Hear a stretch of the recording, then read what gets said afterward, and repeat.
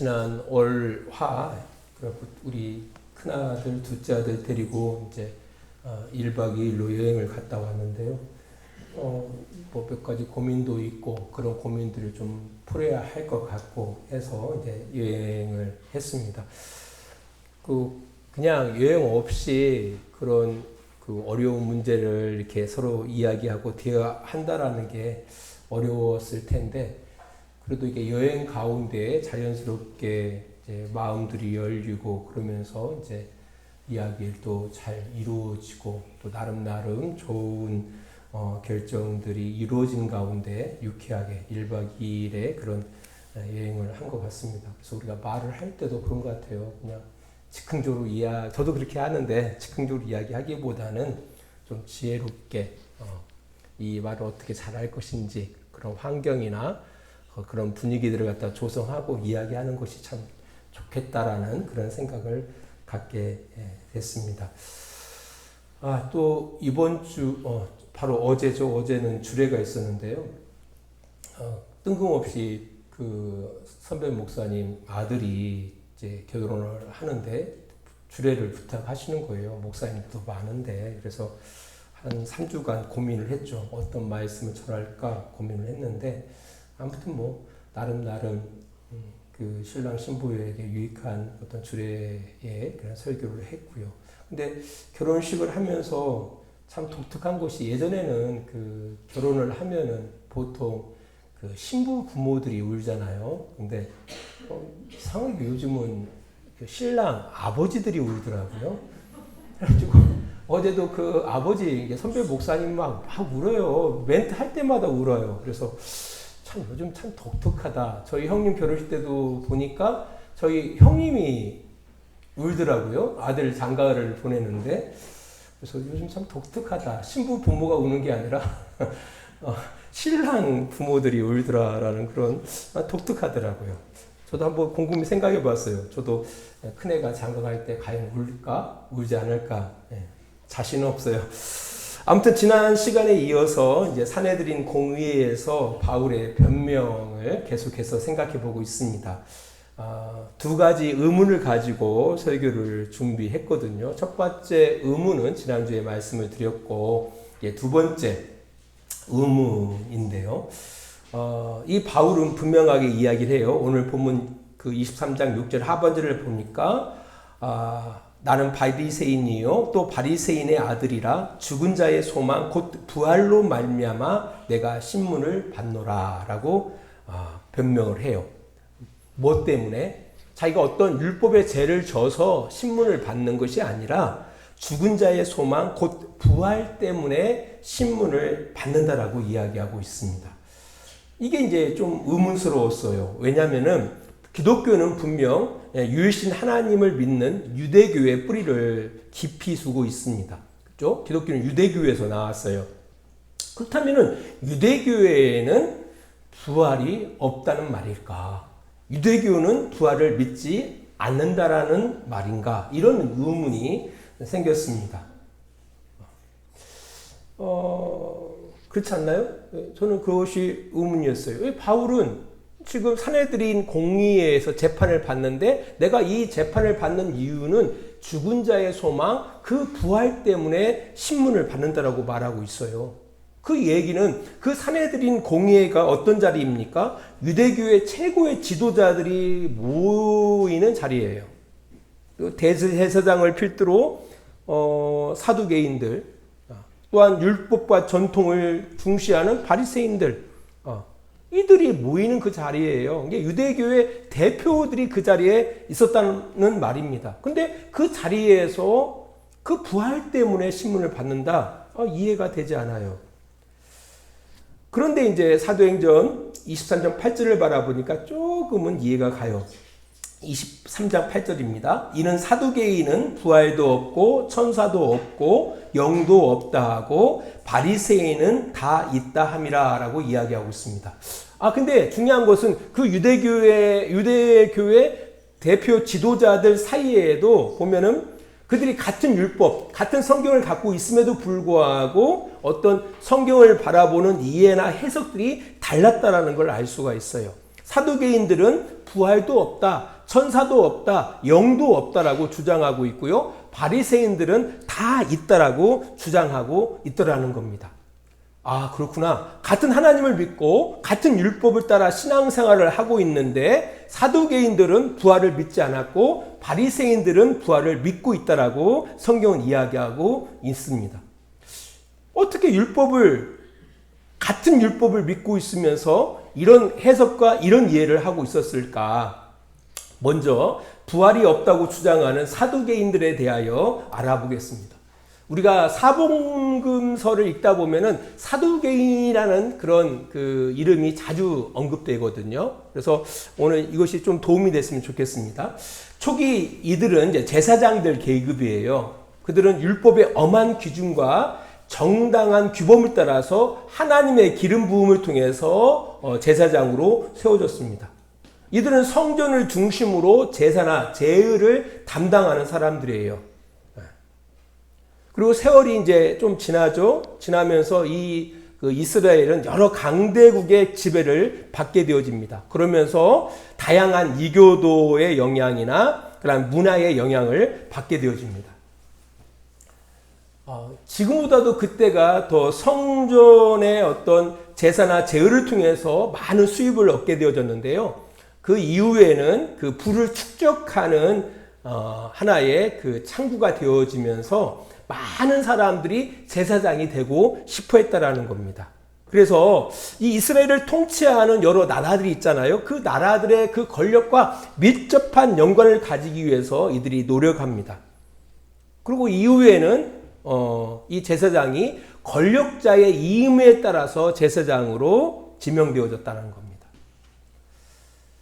당연히 이 사두개인들은 그 제사장이 되기 위해서 이스라엘을 지배하는 어떤 권력들에 관심을 가지고 줄을 대려고 노력했겠죠.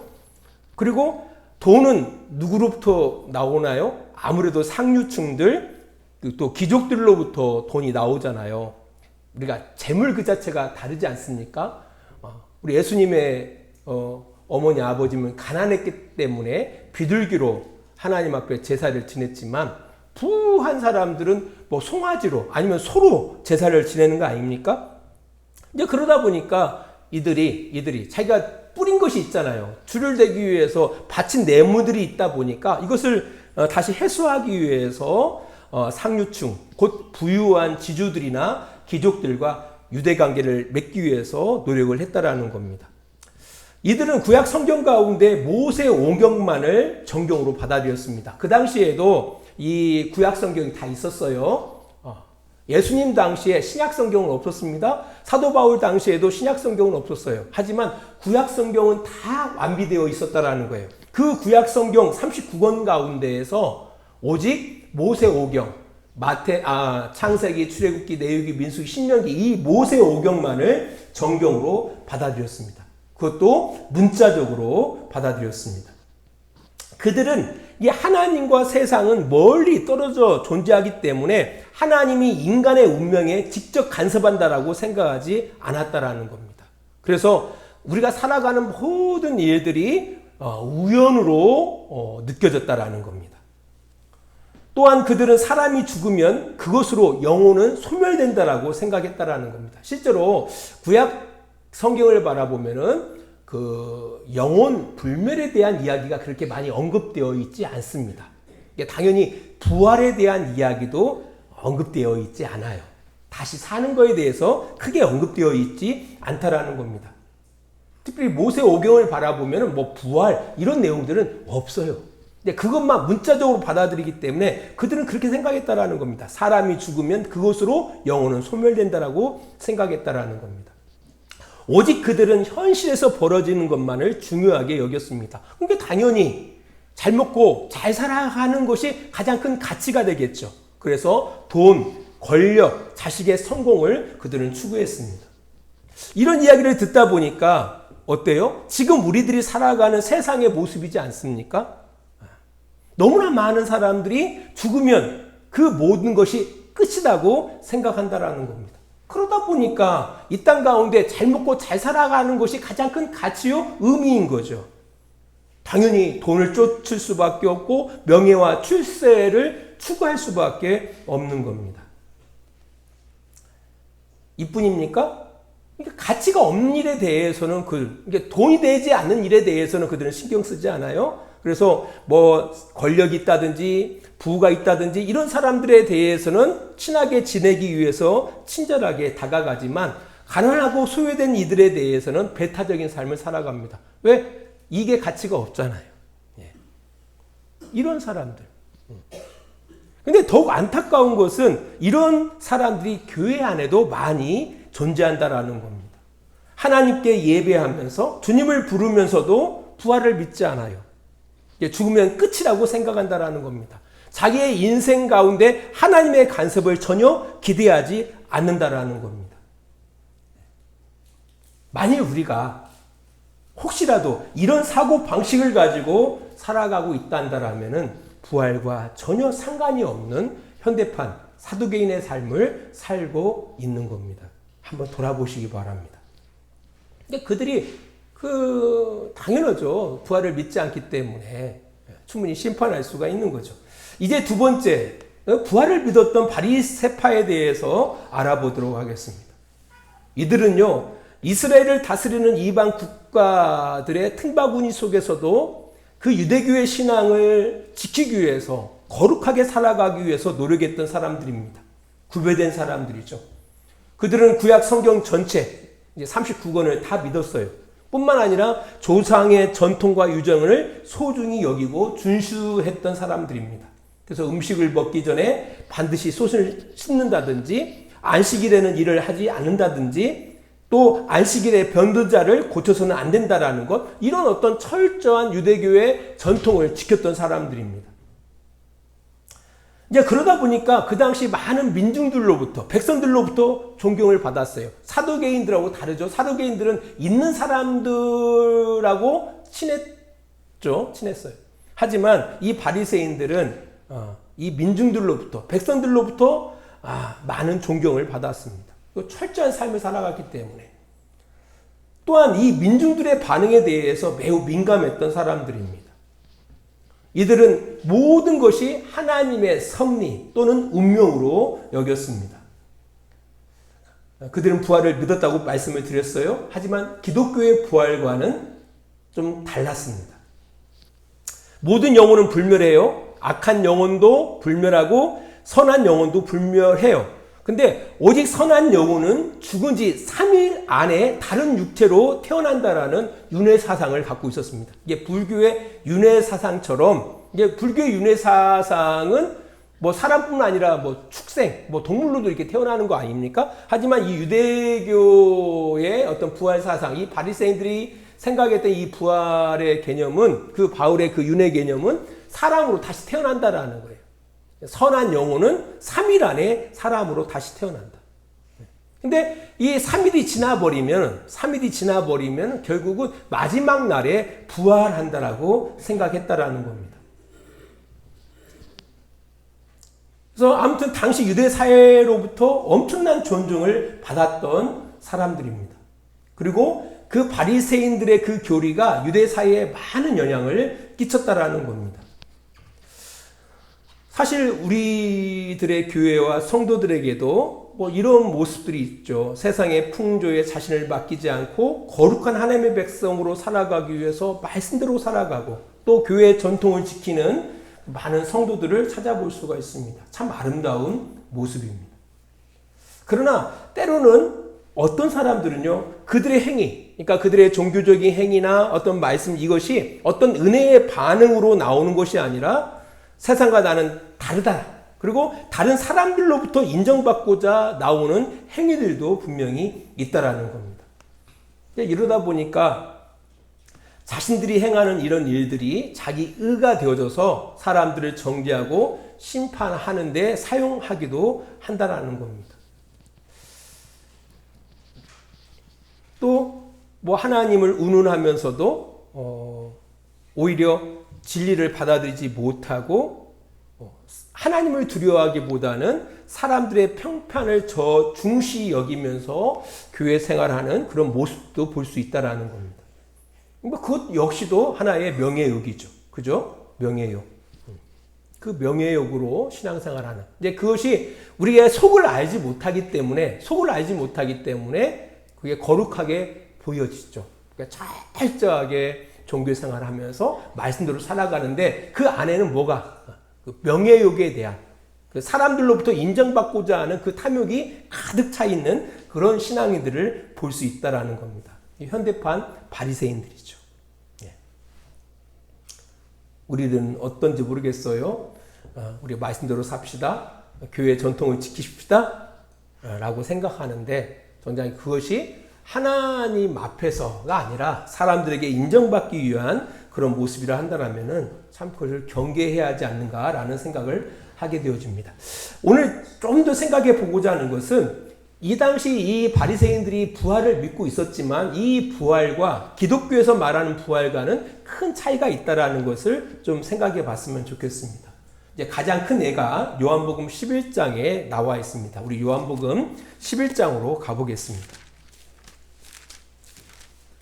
요한복음 11장에 가보면은요, 그 예수님의 친구였던 마리아와 마르다 그리고 나사로의 그 가정 가운데 큰 어려움이 생기죠. 그것은 그 나사로가 죽게 되어진 겁니다. 11장 1절 말씀을 봅니다. 요한복음.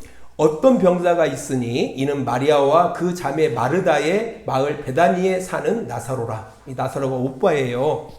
이 마르다는 누구냐라고 할 때 향유를 주께 붓고 머리털로 주의 발을 닦던 자요, 병든 나사로는 그의 오라비로라 라고 이야기하고 있습니다. 근데 문제가 생겼어요. 이 나사로가 병들었어요. 병이 들었어요. 오늘 내일 하는 거예요. 4절 봅니다. 4절. 그래서 예수님께 청하는데요. 예수께서 들으시고 이르시되 이 병은 죽을 병이 아니라 하나님의 영광을 위함이요 하나님의 아들이 이로 말미암아 영광을 받게 하려 함이라 하시더라라고 이야기하고 있습니다. 아무튼 이제 죽을 병이 들었는데 예수님께서는 죽을 병이 아니라고 말씀하시는 거예요. 아무튼 그랬다라는 거예요. 그러다가 결국 죽어버려요. 결국 죽습니다.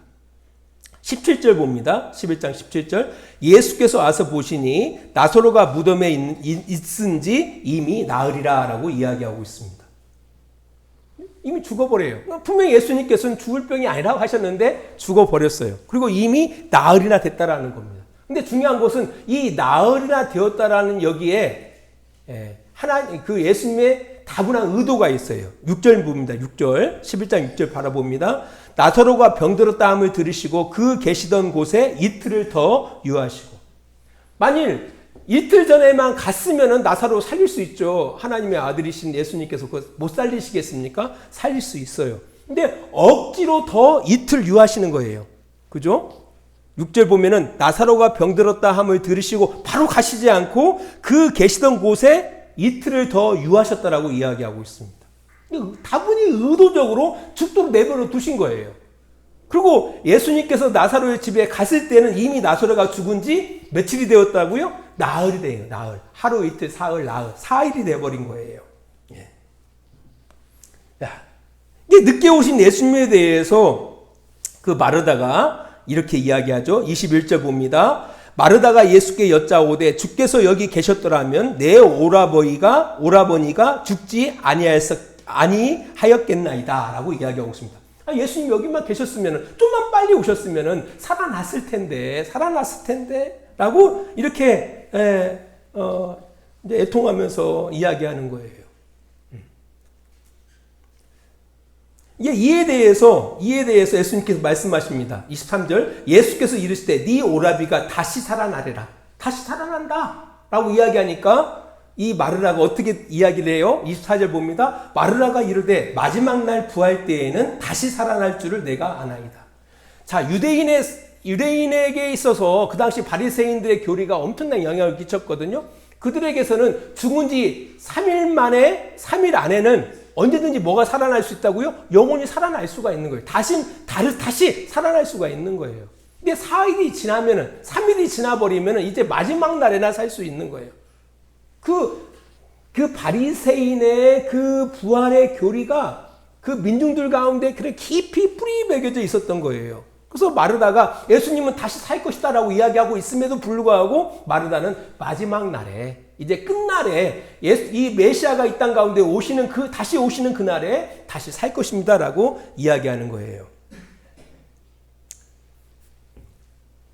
32절 봅니다. 마리아도 동일하게 이렇게 이야기해요. 마리아가 이제 마르다고 이제 마리아입니다. 마리아가 예수 계신 곳에 가서 배웠고 그 앞에 엎드려 이르되 주께서 여기 계셨더라면 내 오라비가 죽지 아니하였겠나이다 하더라라고 이야기하고 있어요. 당신이 좀만 일찍 왔으면은 내 오라비가 죽지 않았을 거예요 라고 이야기하는 거예요. 이에 대해서 예수님께서 이렇게 말씀하셔요. 33절 봅니다. 예수께서 그가 우는 것과 또 함께 온 유대인들이 우는 것을 보시고 심히 심령에 비통히 여기시고 불쌍히 여기사라고 이야기하고 있습니다. 여기서 왜 예수님께서는 비통하게 여기셨을까? 죽은 나사로가 불쌍해서, 우는 마리아의 모습이 불쌍해서? 그것보다는 뭐 때문에? 애들이 이해를 못하는 거예요. 이해를. 왜? 이들은 그 교리 가운데 완전히 갇혀 있었거든요. 사람이 죽은 지 사흘 안에 다시 태어나지 아니하면은 결국 이제 마지막 날에 부활한다고 그들은 생각하고 있는 거예요. 예수님께서는 다시 산다라고 이야기하고 있음에도 불구하고. 그러고 나서 예수님께서 이제 말씀하시죠. 43절. 이 말씀을 하시고 큰 소리로 나사로야 나오라 부르시니 라고 이야기하니까 나사로가 무덤에서 나오는 겁니다.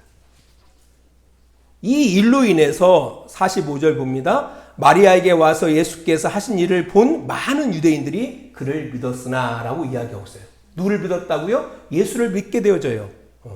그러나 46절 봅니다. 그 중에 어떤 자는 바리새인들에게 가서 예수께서 하신 일을 알리니라 라고 이야기하고 해요. 바리새인들에게 이걸 이야기하는 거예요. 아, 당신들의 교리가 틀렸어 라고 이야기했다라는 거예요. 이런 일이 있을 때, 아니 죽은 지 나흘이나 됐는데, 하루 이틀 사흘 나흘 이미 3일이 지나서 나흘이나 됐는데 나사로가 살아나대? 그 얘기는 바로 당신들이 주장하고 이야기하는 교리가 뭔가 문제가 있대? 라는 그 얘기예요. 자, 요 정도 됐으면은 어떻게 해야 돼요? 그 당시에 상황에서 바리새인들의 입장에서 우리의 교리가 잘못됐나? 라고 생각하고 의문을 가지고서 뭔가 노력을 해야 하잖아요. 교정하기 위해서. 이제 그럼에도 불구하고 그들은 교정하지 않죠. 오히려 자기들의 교리에, 자기들의 어떤 전통과 교리에 크나큰 문제가 될 것으로 여기고 누구를 죽이려고 작정하죠. 그때부터 예수를 죽이기 위해서 모의하기 시작합니다.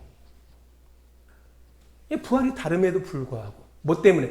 그들이 오랫동안의 어떤 전통에 갇혀진 그 교리를 때문에 그 부활하신 예수를 받아들이지 못하는 거예요. 부활하신 예수를 받아들이지 못하더라는 겁니다. 사실 지금도 그래요. 우리가 가지고 있는 그 고정관념들 때문에 부활을 믿지 못하는 사람들이 많이 있다라는 겁니다. 심지어는 우리 기독교 안에도 그래요. 우리가 2단, 3단, 4단 하고 하는 그런 그 단체들을 바라보세요. 전혀 다른 교리들이거든요. 그 다른 교리들 안에 그들이 갇혀 있기 때문에 하나님의 그 말씀, 그 진리의 말씀이 그들에게 선포됨에도 불구하고 전혀 반응하지 않는다라는 겁니다. 마지막으로, 그렇다면 성경에서 말하는 그 부활은 어떤 부활인가? 우리 베드로전서 1장 3절로 5절 말씀을 보고 말씀을 맺도록 하겠습니다. 베드로전서 1장 3절로부터 5절 말씀입니다.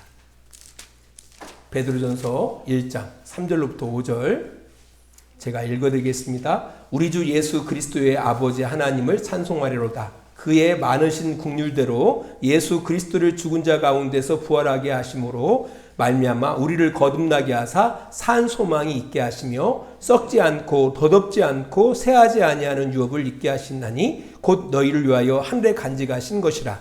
너희는 말세에 나타내기로 예비하신 구원을 얻기 위하여 믿음으로 말미암아 하나님의 능력으로 보호하심을 받았느니라. 아멘. 나중에 부활이 있을 거예요. 하지만 이미 예수 그리스도를 통해서 이 부활이 시작됐다라고 이야기하고 있습니다. 부활이 시작되어져서 하나님의 능력으로 지금 보호받고 있다라고 이야기하고 있는 겁니다. 구체적인 것은 다음 주에 부활에 대해서 말씀드리도록 하겠습니다. 기도하겠습니다. 하나님 아버지 감사합니다. 오늘도 귀하고 복된 시간 허락해 주심에 감사합니다.